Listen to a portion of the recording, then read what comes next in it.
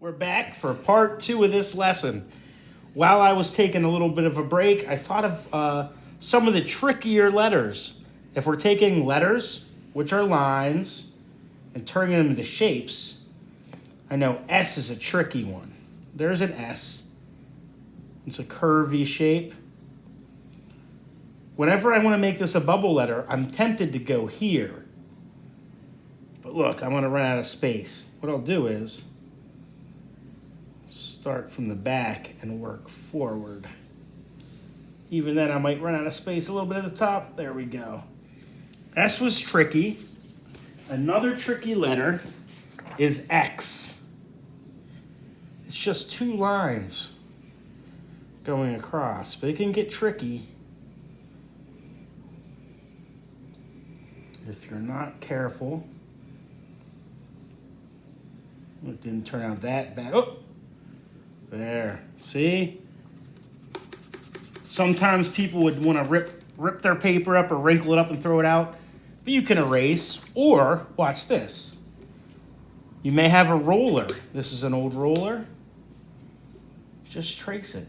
It's a rectangle. 2 rectangles that go across each other and make the letter X. Okay? One goes that way. One goes that way.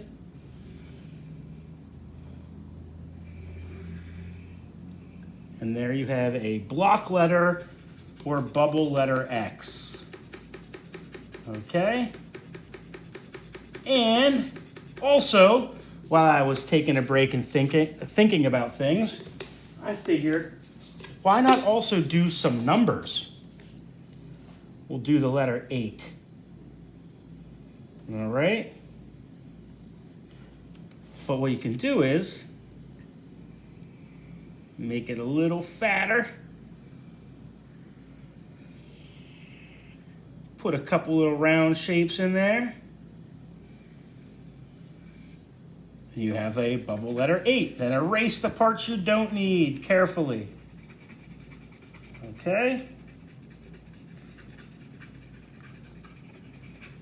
You see how it goes. So we made most of the alphabet already.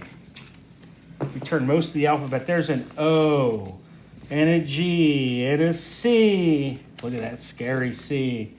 And a happy D. There's another X, lowercase I, lowercase E, L. We've been here before. We've seen this. So what we're going to do is, we're going to talk about getting some color in these. Okay? And you can use crayons, you can use markers, or you could do a combination of both. I find that markers are really good for smaller areas, but for big areas, you might want to use the crayon. So let's get some color in this guy. Okay? We're going to do a nice brown color here. It's picking up some of the texture of the table underneath. That's kind of interesting. Gives me a little texture. But crayons are great if you want things to be a little lighter, because a brown marker might be too dark. And for parts that you need to be a little darker, the marker's perfect.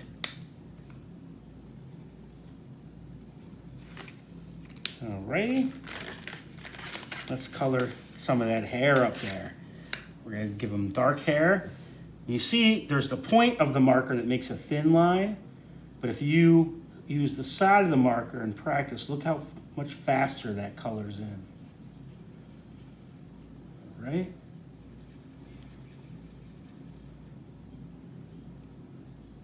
I actually spend a little bit more time on the coloring than the drawing. It's okay if you get outside of the lines a little bit. That's not a big deal. Right? So what we want to do is, and you can work at your own pace. You don't have to work as fast as me. You don't have to have the whole alphabet done in an hour. It could take you all week. But we're going to try to make as many letters as we can that are characters, that have identities, and then we can spell out words with them. This is great for if you want to make a sign for somebody's birthday, or a sign for the door to your room. I would say, Mike's room, please knock. And I would have all the letters spelled out with different characters. Let's see, we're gonna do a pattern. We're gonna do every other one orange. If you use the side of the marker, it colors in those spaces much quicker than just the tip.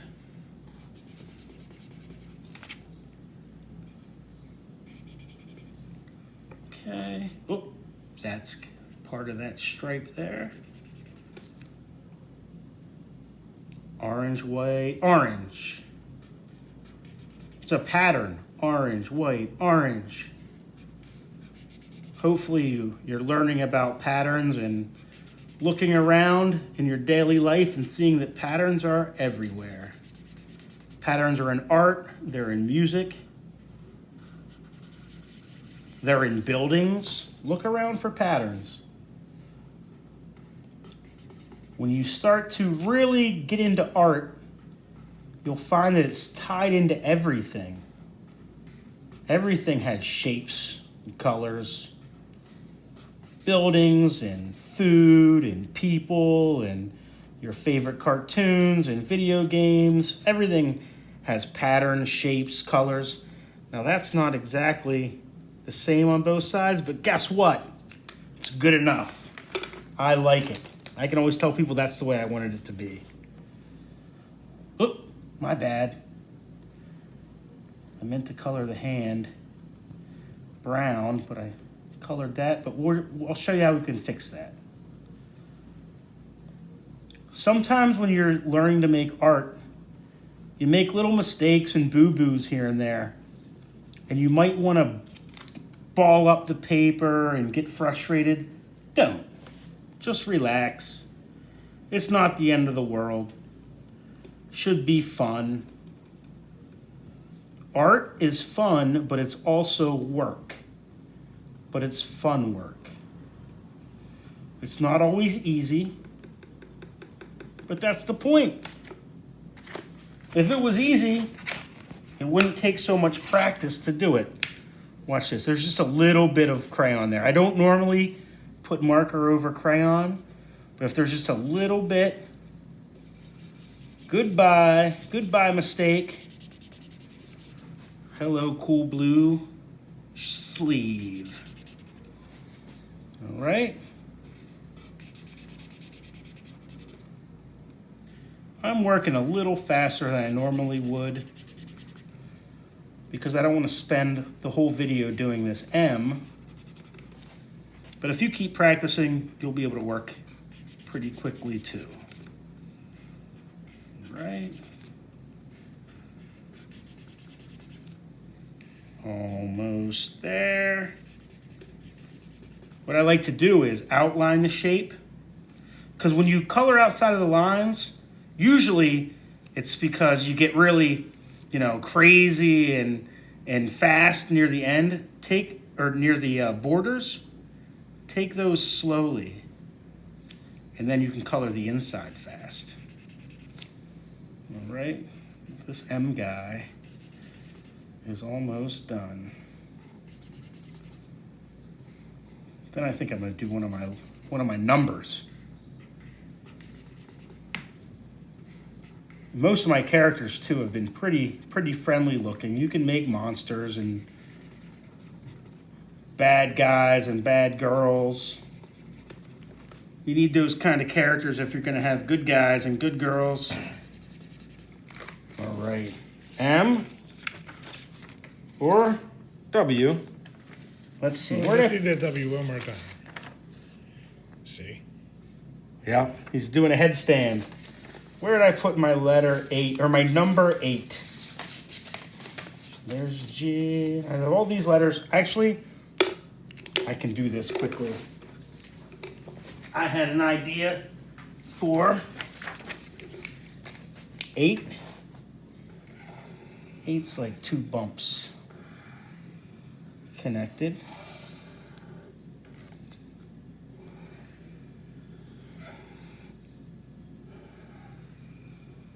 Just some circles on the inside to turn this into a shape.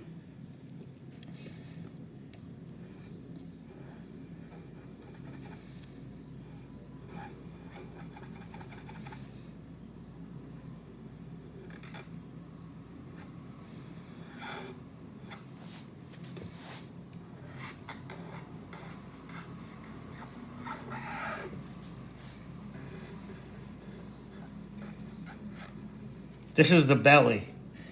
Let's see. We can draw what this shape ate. Let's see. What's down in there? How about some Pizza. We'll put a piece of pizza. Good call. And there's a slice of pizza, which is sort of like a triangle. We'll put some toppings on there. We'll go with vegetable toppings. Some onions. I like onions. And we'll put a cookie. Look, a round shape. Put some little dots in there. Chocolate chip cookie. And a carrot. My favorite food. Ever since I was a little kid. A piece of cake. A piece of cake. That's a good call. 3D shape there. We'll put some layers. How about a bunch of grapes? We'll put a bunch of circles there. See, sometimes you plan out your artwork and you know what you want to do, and sometimes you just start moving your hand. Ideas come to you. Maybe you have a buddy like cameraman Dave giving me some ideas that are very, very useful. You could draw a whole turkey dinner. Yeah, we'll put a turkey in there. How many shapes we have? 1, 2, 3, 4, 5, 6. This is number 8. Maybe we'll do 8 things for 8. It ate 8 things. I just made up a little bit of poetry right there. We'll put a mint. The Starlight Mints, my favorite. There's the mint. 1, 2, 3, 4, 5, 6, 7. One more thing that's easy to draw that will fit in there. A pickle. A pickle. Okay. And we'll just make a bumpy oval. We'll put some texture on there. I love pickles. Pickles are often made out of cucumbers. That's not my world's best pickle, but there we go. And you know what? Let's do some more. We'll give 8 a hair bow.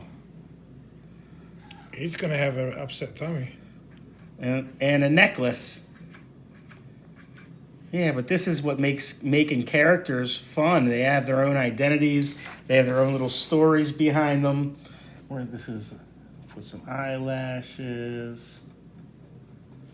And the lips.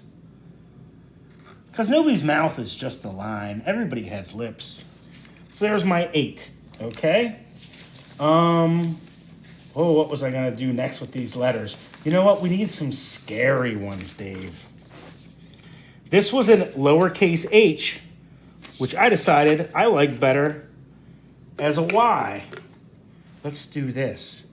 Let's turn this into sharp, scary teeth.